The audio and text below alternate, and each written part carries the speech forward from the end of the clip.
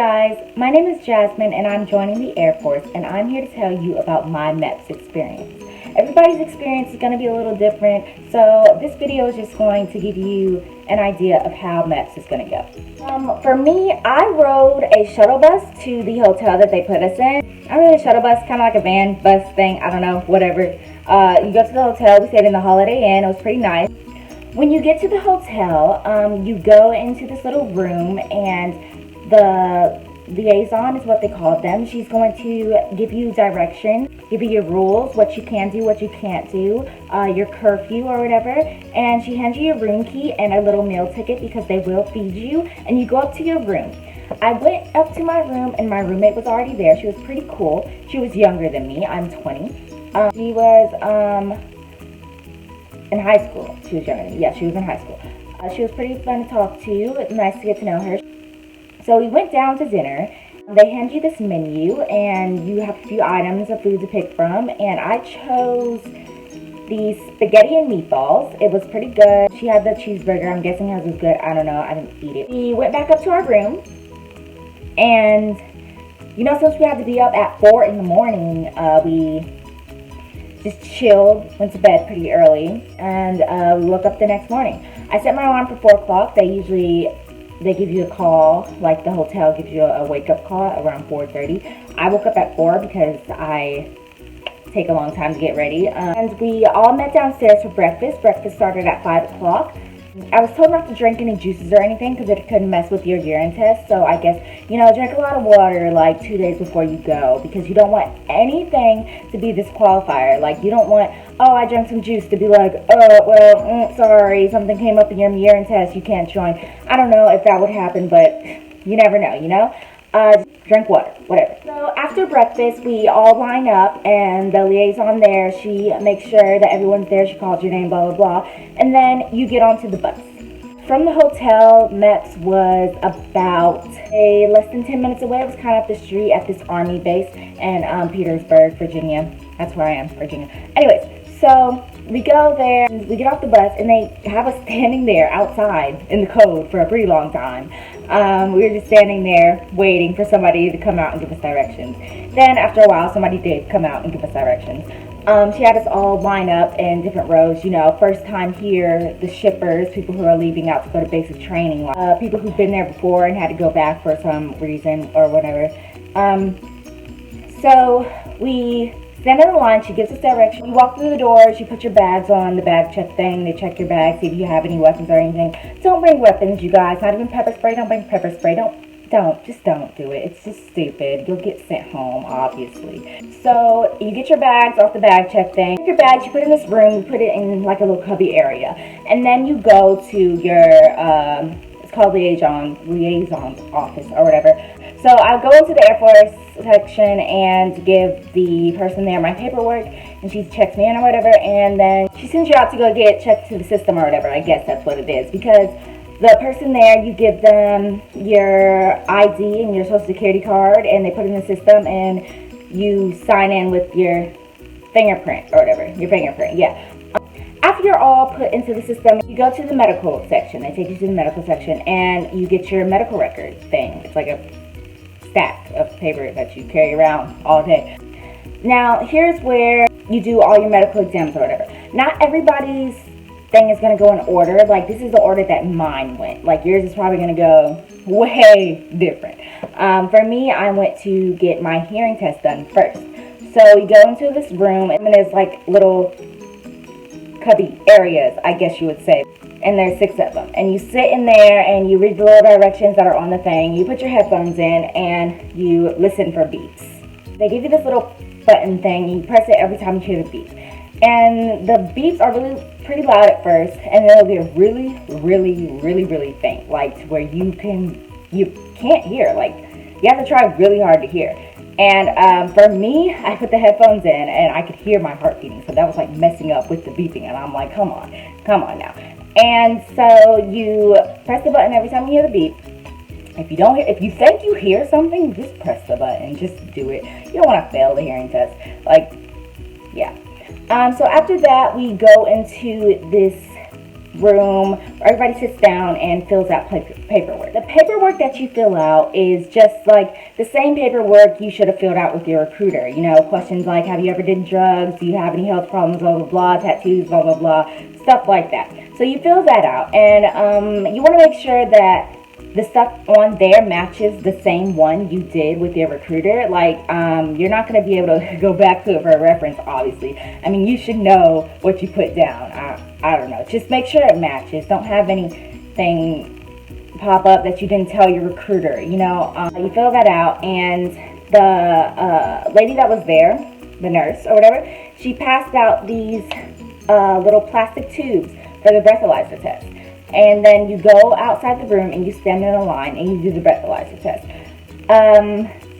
You should be good. I don't know, unless you're drinking or something, which you shouldn't be. But, you know, like mouthwash, like don't use mouthwash like that morning, because if you have mouthwash with alcohol in it, that could mess up your results, obviously. So just be aware of that. After that, you hand your medical records to one of the nurses there, and they'll check it and make sure everything's good to go. And I was good to go. So, next, I went to the urine sample area. And they took my urine sample. You guys, you gotta pee. You're gonna be peeing in front of somebody. It's whatever. You just pee. Lady told us that if we couldn't pee, then if we couldn't pee by the end of the day or something like that, then you'd have to leave and come back in 30 days or something crazy like that. So just make sure you pee. They'll make you drink water if you can't. When you get in there, your pee has to fill up to a certain point, and if it doesn't, some girls had to, like, pour the pee back in the toilet, wash your hands, go out, and drink more water, and then come back when they could fill it to that certain point. I was good. I filled it to the certain point, whatever.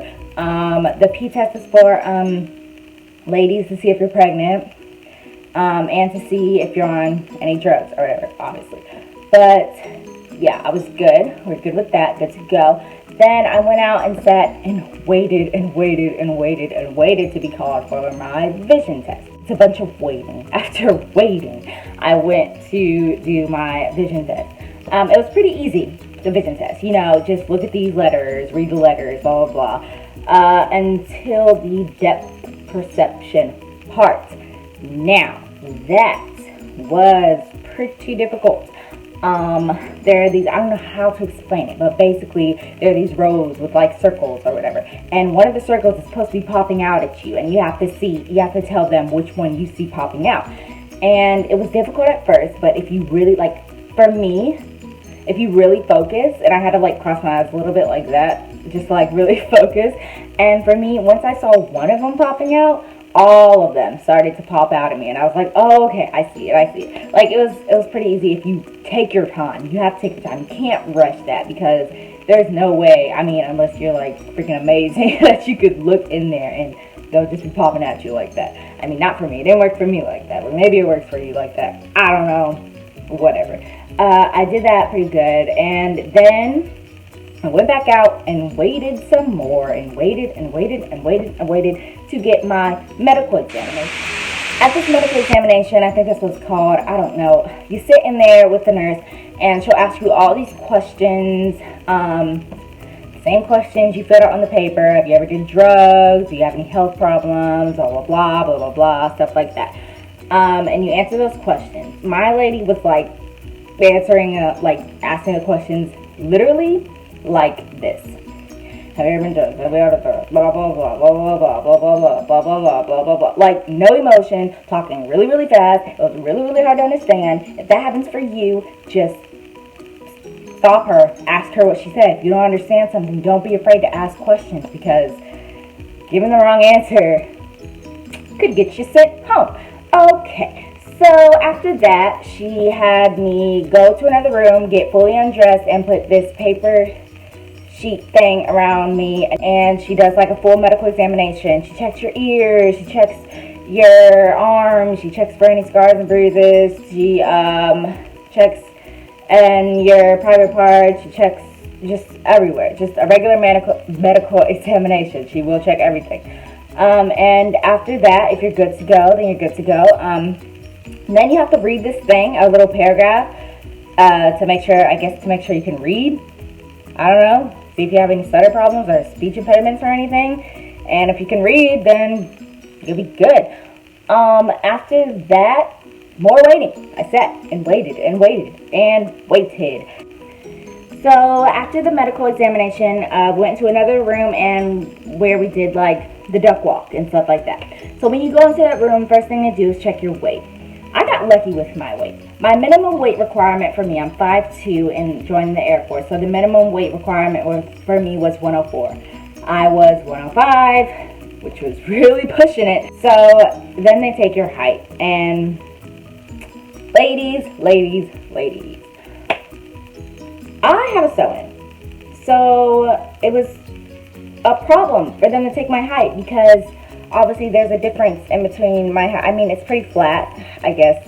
I mean, they're probably going to have a problem with it, and they're probably going to send you home. The lady was like, you're going to have to come back, and we'll check your height then. But everything else was good, so I didn't want to have to go back to the hotel, spend the night at the hotel, go to Meps, and do this all over again just for my height requirement. Like, no, I'm not going to do that. I went to my liaison's office, got some scissors, and cut it out. Like, just only a part of it needs to be cut out. Like, probably this much. I don't know. Not a lot, but I cut that part out, got my height checked, bobby pinned that back up, whatever. All I'm saying is, if you have a sew-in, don't go to Meps with a sew-in, because there'll probably be a problem. Me and another girl had to go out and cut our sew-ins out. Yeah. Anyways, so then, well, this was after the duck walk and everything, but backtracking back, then we did the exercises or whatever, exercise stretches, but I don't know, you know what they are. We watched the video, and it's like an old video. This video is old as dirt, I'm telling you. Oh my god, that's not the point though. Anyways, we watched this video, we followed what the dude was doing on the screen. When he lifted his leg to balance, we did that, and then the lady would pause the video and check and see that we can all balance her leg or whatever. And we did all that, and then the duck walk. I thought the duck walk was going to be so hard. Like, I didn't think I was going to be able to do it, but it was so easy. After your medical examination, if you are good to go, you go back to your liaison's office and you hand them your stuff, and they make you go take a personality test. Now, the personality test is just, you go to this computer room and you answer about 120 questions. I guess to see how you think. I don't know. If you're not crazy, you should be good, I guess. I don't know how it works. After that, you go back to your liaison's office, and then they do the little interview. They ask you the same questions you've been asked this whole time. Do you have any health problems? Do you do drugs? They ask questions like, are you scared of anything? Stuff like that. And they have you lift a weight. I can't get past 60 pounds because, I don't know, I'm weak, I guess. I don't know. You have to lift this weight, like, from right here and then over your head. Yeah. That's just, like, to see what jobs you qualify for. So, the weightlifting, the medical exam, and the ASVAB, I guess, all get put together to see what jobs you qualify for. And they print out the jobs you're qualified for, and you pick, I think, 10 out of those jobs. That's for the Air Force, for me, because I know some people who were at Meps with me, some people were joining the Army, and they were like, oh yeah, I already have my job picked out, I'm leaving in 3 weeks, and I was like, oh, I don't have a job yet. So, I don't know, it's just different, I guess. So, for the Air Force, you pick your 10 jobs, and they put in the system, and yeah. Then, I think this probably might be out of order, this part, but whatever. This is what happens. It's not in order, probably, whatever. Then you get sent off to another interview, and they ask you the same questions again, and they also ask you, you know, if you were to die, where would your belongings go to, or whatever, you know. And after that, you go back to your liaison's office. That's actually when they do the whole job thing. I don't know, whatever. They also do a background check. So after that, you sit down and you wait to be called for your ceremony, the way you swear in. I got called over the intercom, and they give you directions what to say, how to stand. So you go in there and you swear in, and it's great. Yeah, I was pretty happy. If you would like more videos from me, then like and subscribe. That'd be great. Thank you for watching, and Bye!